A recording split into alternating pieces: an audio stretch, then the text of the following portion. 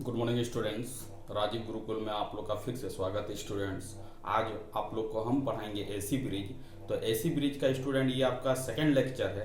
पहले लेक्चर में हम दो प्रॉब्लम बताए थे, उसका बेसिक कॉन्सेप्ट बताए थे। वो आपका ब्रिज का कॉन्सेप्ट तो आप पढ़ ही लिए होंगे और समझ ही गए होंगे। तो ये भी प्रॉब्लम दोनों बेहतरीन है, इसको भी समझते हैं स्टूडेंट कि एक का कॉन्सेप्ट क्या है और दूसरे का भी कॉन्सेप्ट क्या है, इसमें कौन सा कॉन्सेप्ट का इम्प्लीमेंट करके हम इस प्रॉब्लम को सॉल्विंग करेंगे। ये आपके एसएससी जेई में पूछा गया है। ये सब प्रॉब्लम को आप यदि सॉल्व कर लोगे स्टूडेंट, तो इस तरह का प्रॉब्लम आपका एग्जाम में आने की संभावना बहुत ही ज़्यादा है। तो आप पहले देखते हैं कि इसका कॉन्सेप्ट क्या होगा स्टूडेंट। अब देखो student, the value of L X and R X, मतलब आपका एक ब्रिज दिया गया है। वो ब्रिज आपका क्या एसी ब्रिज है। तो एसी ब्रिज में आपको निकालने के लिए बोल रहा है स्टूडेंट, आर एक्स का वैल्यू निकालने के लिए बोल रहा है और एल एक्स का वैल्यू निकालने के लिए बोल रहा है। और ब्रिज कैसा है, बैलेंस कंडीशन में। ये भी आपका बैलेंस कंडीशन में स्टूडेंट, और ये भी आपका क्या है, बैलेंस कंडीशन में। ठीक है, अब देखो समझने का कोशिश करो कि इस तरह का यदि ब्रिज दिया जाए, आपको निकालने के लिए बोला जाए स्टूडेंट, तो आप कैसे निकालोगे। आप चीजों को समझो कि हम स्टेप बाय स्टेप इसका सॉल्विंग कैसे करते हैं स्टूडेंट। तो यदि मान लेते हैं कि आर एक्स है, ये आपका एल एक्स है, तो इसको हम लोग स्टूडेंट मान ले रहे हैं ये आपका रेजिस्टेंस जो है ये आपका R2 है। ठीक है स्टूडेंट, ये आपका क्या है, ये आपका R3 है, और ये आपका क्या है स्टूडेंट, ये आपका R4 है, और ये आपका क्या है C4 है। लेट अस कंसीडर, हमने एजम्पशन कर लिया है कि ये आपका RX है, ये आपका LX है, ये आपका R3 है, ये आपका R2 है, ये आपका R4 है, ये आपका क्या है C4 है। ठीक है, अब आपका ब्रिज कैसा है स्टूडेंट, ब्रिज आपका बैलेंसिंग कंडीशन में है।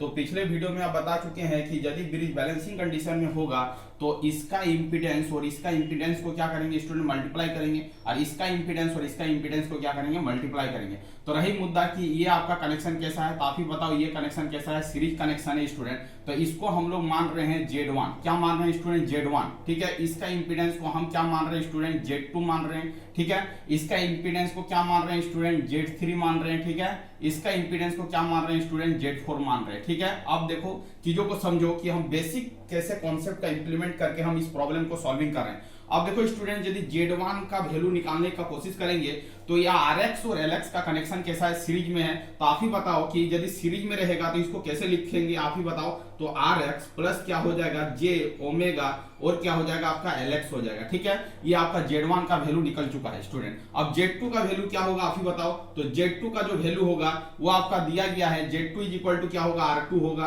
अकेले है तो R2 लिखते हैं। ठीक है स्टूडेंट, अब देखो Z3 इज इक्वल टू क्या होगा, आप ही बताओ। Z3 इज इक्वल टू क्या होगा, R3 होगा, क्योंकि Z3 को जो कंसीडर किए वो R3 है। R3 का जो वैल्यू दिया गया है स्टूडेंट, वो आपका क्या दिया गया है, यहाँ पर लिख सकते हैं, वैल्यू को भी लिख सकते हैं, 2000 ओम दिया गया। ठीक है, वैल्यू को बाद में पुट अप कर लेंगे। ठीक है, अब देखो ये आपका क्या Z4 है। तो Z4 को देखो स्टूडेंट, Z4 ही समझना है। C4 और R4 का कनेक्शन कैसा, आप ही बताओ। तो ये पैरेलल कनेक्शन है। तो पैरेलल कनेक्शन का जो फॉर्मूला होगा वो आपका क्या होगा स्टूडेंट, तो 1/J ओमेगा C4 मल्टीप्लाई क्या हो जाएगा, R4 डिवाइडिंग बाई क्या हो जाएगा स्टूडेंट, आप ही बताओ। 1/J ओमेगा C4 प्लस क्या हो जाएगा आपका R4 हो जाएगा। इसको यदि आप सॉल्व करोगे तो क्या हो जाएगा, R4 डिवाइडिंग बाई क्या हो जाएगा, J ओमेगा C4।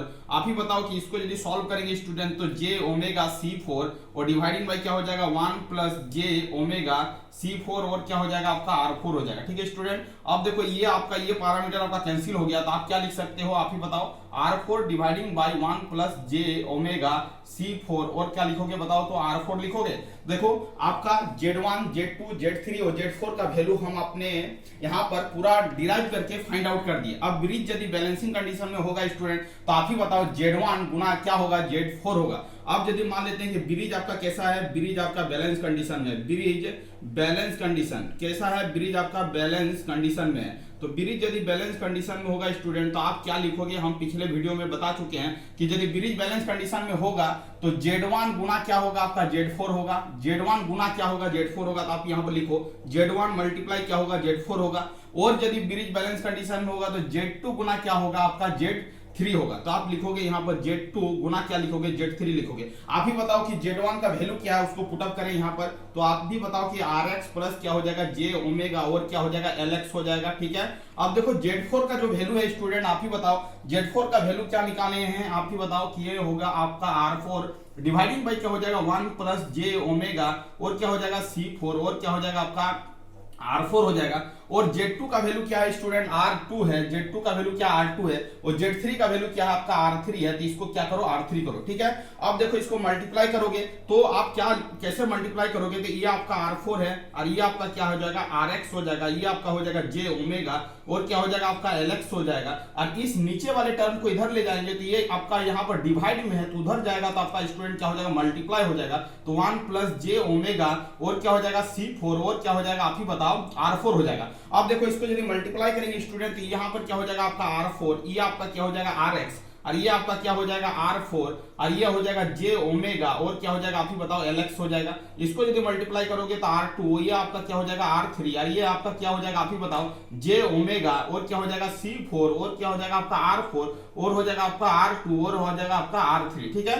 यहाँ पर दो पार्ट निकल रहा है स्टूडेंट, एक हो रहा है रियल पार्ट, दूसरा हो रहा है इमेजिनरी पार्ट। तो इसको बोलेंगे रियल पार्ट क्योंकि यहाँ पर J टर्म नहीं है और इसको बोलेंगे इमेजिनरी पार्ट। तो हम क्या करेंगे, दोनों पार्ट को इक्वेट करेंगे, रियल पार्ट को अलग लिखेंगे और इमेजिनरी पार्ट को क्या करेंगे अलग लिखेंगे और वहां से अननोन वैल्यू को फाइंड आउट करने का कोशिश करेंगे। तो रियल पार्ट को हम लोग क्या करें स्टूडेंट, रियल पार्ट को क्या करें अलग करें, रियल पार्ट को क्या करें रियल पार्ट को अलग करें। तो रियल पार्ट जो हो जाएगा ये आपका R4 हो जाएगा, ये आपका क्या हो जाएगा RX हो जाएगा। इधर आपका रियल पार्ट ये है और इधर आपका रियल पार्ट जो है R2 है और आपका क्या R3 है। तो यहां से आपका वैल्यू निकल रहा है student RX is equal to R2 और क्या हो जाएगा R3 डिवाइडिंग बाई क्या हो जाएगा आपका R4 हो जाएगा। ये हो गया आपका RX का वैल्यू, क्योंकि RX का ही वैल्यू फाइंड आउट करना है। तो RX का फॉर्मूला आपका निकल चुका है, वो आपका क्या निकला है, वो आपका क्या निकला R2 Guna R3, R2 Guna R3 dividing by क्या हुआ R4 हुआ। अब देखो इमेजिनरी पार्ट को इक्वेट करेंगे तो क्या निकलेगा, इमेजिनरी पार्ट को आप इक्वेट करोगे तो आपका भी कुछ कंडीशन निकलेगा। इमेजिनरी पार्ट को क्या करना है, इमेजिनरी पार्ट को क्या करना है इक्वेट करना। अब देखो यहाँ पर क्या हो जाएगा R4 हो जाएगा, ये हो जाएगा J ओमेगा और क्या हो जाएगा LX, यहाँ पर J ओमेगा और क्या हो जाएगा C4 और हो जाएगा आपका R4 और हो जाएगा आपका R2 और हो जाएगा आपका R3। जो पैरामीटर कैंसिल हो रहा है उसको कैंसिल कर लो आप ही। और देखो यहाँ पर R4 है, ये आपका R4 है, ठीक है। तो LX का जो वैल्यू निकल रहा है स्टूडेंट वो क्या निकल रहा है आप ही बताओ, ये R2, ये आपका क्या हो रहा है R3 और आपका क्या हो रहा है C4। इसका मतलब है कि आपका RX का फॉर्मूला निकल चुका है, LX का फॉर्मूला निकल चुका है। इसी फॉर्मूले में क्या करेंगे, जो आपका वैल्यू दिया गया है उस वैल्यू को क्या करेंगे स्टूडेंट पुट अप करेंगे। तो यहाँ पर हम अपने फॉर्मूला को यहाँ पर लिख डालते हैं कि RX का वैल्यू क्या निकला है, क्योंकि RX का वैल्यू को आपको याद रखना है, वो सिखाना भी है कि RX का वैल्यू को आप कैसे याद रखोगे। RX और क्या हो जाएगा यहाँ पर R3 और आपका क्या हो जाएगा R4, ठीक है। अब देखो LX का वैल्यू क्या निकला है आप ही बताओ, क्या निकला है R2 और क्या निकला है R3 और क्या निकला है C4 निकला है। तो आप इतना वैल्यू को, ये आपका मैक्सवेल ब्रिज है, यदि मैक्सवेल ब्रिज का ये कंडीशन यदि आपको याद है तो इतना डिराइव करने का जरूरत नहीं है। बट हम क्या कर रहे हैं, बेसिक कॉन्सेप्ट बता रहे हैं। यदि आपको पता भी नहीं है तो आप क्या कर सकते हो, प्रॉब्लम को सॉल्व कर सकते हो। थोड़ा सा टाइम लगेगा बट प्रॉब्लम सॉल्व हो जाएगा। अब देखो स्टूडेंट RX का वैल्यू को हम कैसे याद रखेंगे, देखो ये आपका RX है, RX का वैल्यू को आपको क्या करना है फाइंड आउट करना है। तो RX का वैल्यू को फाइंड आउट करने के लिए आपको क्या करना है, अब देखो RX को याद रखना बहुत ईजी है। RX के सामने वाला रेजिस्टेंस क्या R4 है, RX के सामने वाला रेजिस्टेंस क्या R4 है, तो R4 से डिवाइड करना है और R2 और R3 को क्या करना है मल्टीप्लाई करना है। तो RX निकालने का तरीका है कि R2 Guna R3 dividing by क्या हो जाएगा R4 हो जाएगा। इसे आप याद रख लो।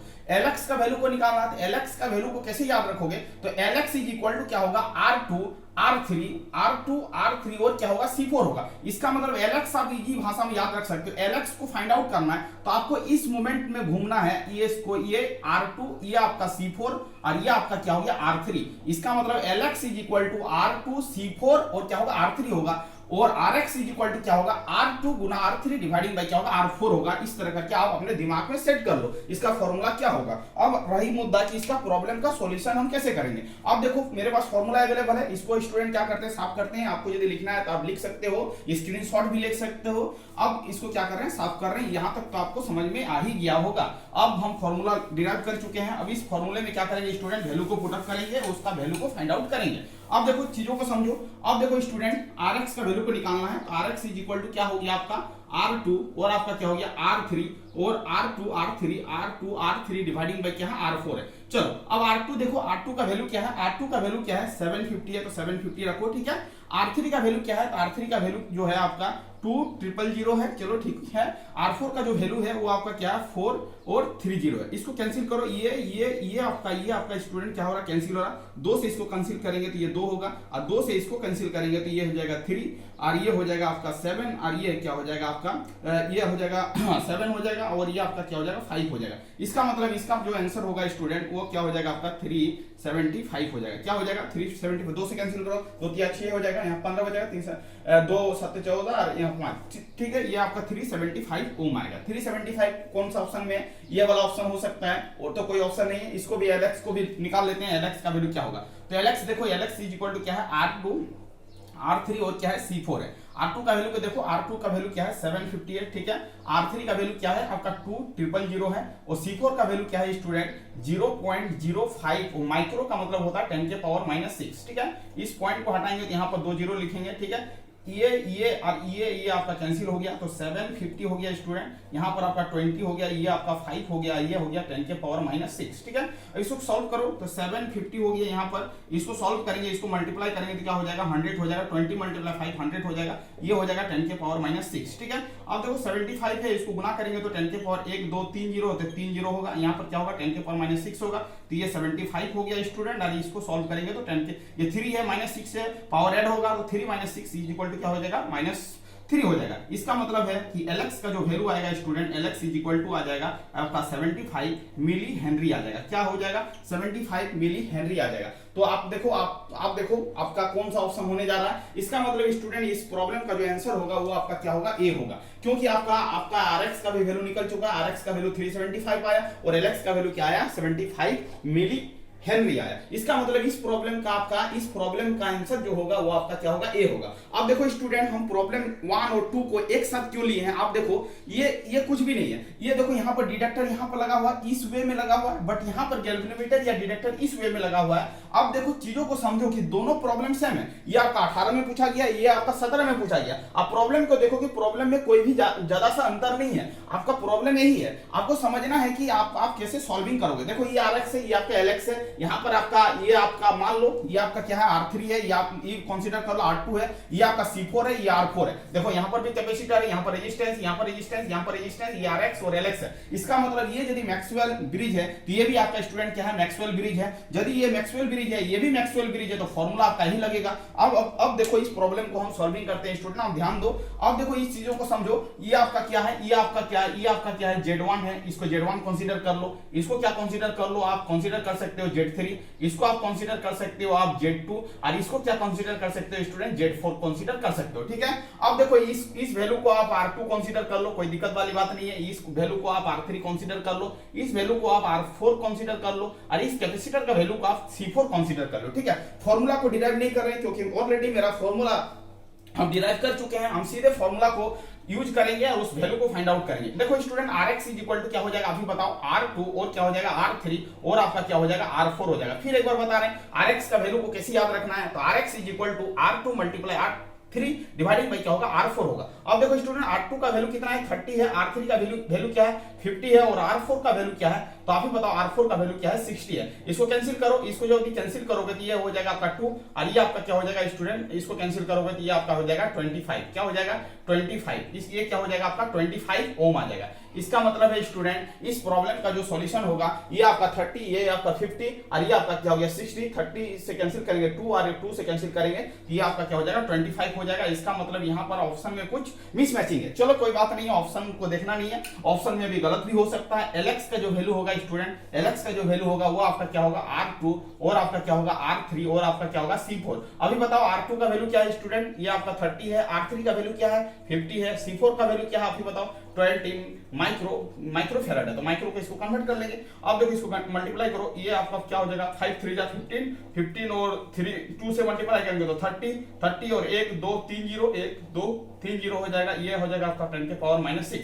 अब इसको सॉल्व करना चाहते हो तो आप सॉल्व कर सकते हो। अब ये 30 हो गया, इस 30 रखते हैं 1 2 3 और यहाँ पर कर लेते हैं स्टूडेंट, ऐसे कर लेते हैं। ये 10 के पावर क्या है 3 लिख लेते हैं, ठीक है। यहाँ 10 के पावर क्या है -6 है, ऊपर वाला पावर एडिशन हो जाएगा, बेस सेम है तो 10 के पावर क्या हो जाएगा -3 हो जाएगा। इसका मतलब है LX का जो वैल्यू आएगा 30 और आपका आ जाएगा मिली हेनरी, 30 मिली हेनरी आ जाएगा। क्या हो जाएगा स्टूडेंट 30 मिली हेनरी आ जाएगा। इसका मतलब है इस प्रॉब्लम का जो आंसर होगा वो क्या होगा 30 मिली हेनरी होगा। यहाँ पर थोड़ा सा मिसमैचिंग है। मिसमैचिंग ये है कि आपका RX का वैल्यू कुछ उल्टा पुल्टा दिया गया है, ठीक है। आप देखो आपका LX का जो वैल्यू होगा वो LX का वैल्यू जो होगा वो आपका हो जाएगा 30। तो आपसे पूछा है LX और RX, LX का वैल्यू हो जाएगा आपका हो जाएगा 30 मिली हेनरी और आपका RX का जो वैल्यू हो जाएगा स्टूडेंट वो आपका हो जाएगा 25 ओम हो जाएगा। क्या हो जाएगा 25 ओम हो जाएगा। इसका मतलब यहाँ पर कुछ गड़बड़ी है, कोई प्रॉब्लम में थोड़ा सा प्रॉब्लम है। ये भी ऑप्शन आपका सही नहीं है, ये भी ऑप्शन आपका सही नहीं है, ये भी ऑप्शन सही नहीं, ये भी ऑप्शन सही नहीं है। इसका मतलब इस प्रॉब्लम का जो LX का जो वैल्यू होगा वो होगा आपका 30 मिली हेनरी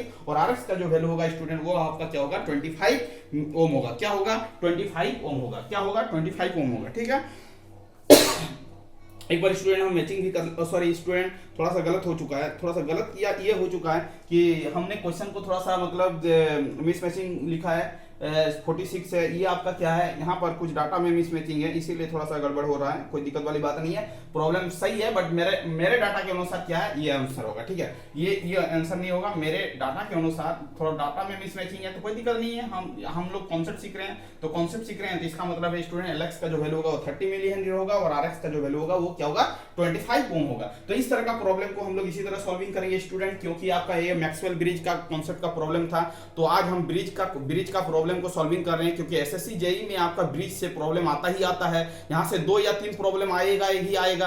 तो ऐसी ब्रिज को आप क्या कर लो, ये इजी चैप्टर है और बहुत ही मतलब आसानी से सॉल्व कर पाओगे। ये ज्यादा लेंदी भी नहीं है, आपको समझ में बेहतरीन कायदे से आएगा। आप थोड़ा सा भी रिवीजन मारोगे तो आपको समझ में पूरा होल एंड सोल आएगा। इसका मतलब ये ऐसी ब्रिज का ये लेक्चर नंबर 2 है स्टूडेंट और हम एक वीडियो शूट करेंगे ऐसी ब्रिज पर ही है। तो आज वीडियो के यहीं पर एंड करते हैं। आज आपका 2 प्रॉब्लम बेहतरीन प्रॉब्लम डिस्कशन किए, आप अपने कॉपी में सॉल्व करिए, रिविजन करिए, अपने से बनाने का कोशिश करिए। कहीं प्रॉब्लम हो रहा तो तब भी मेरा वीडियो देखिए और अपने से कोशिश करिए तो आपको कॉन्फिडेंस लेवल और बूस्टअप होगा और आप इसमें इंटरेस्टिंग डाल पाओगे। थैंक यू स्टूडेंट, वीडियो के यहीं पर एंड करते हैं। यदि कोई चैनल में नए आए तो चैनल को क्या करना है सब्सक्राइब कर लेना है। Thank you student, Vande Mataram.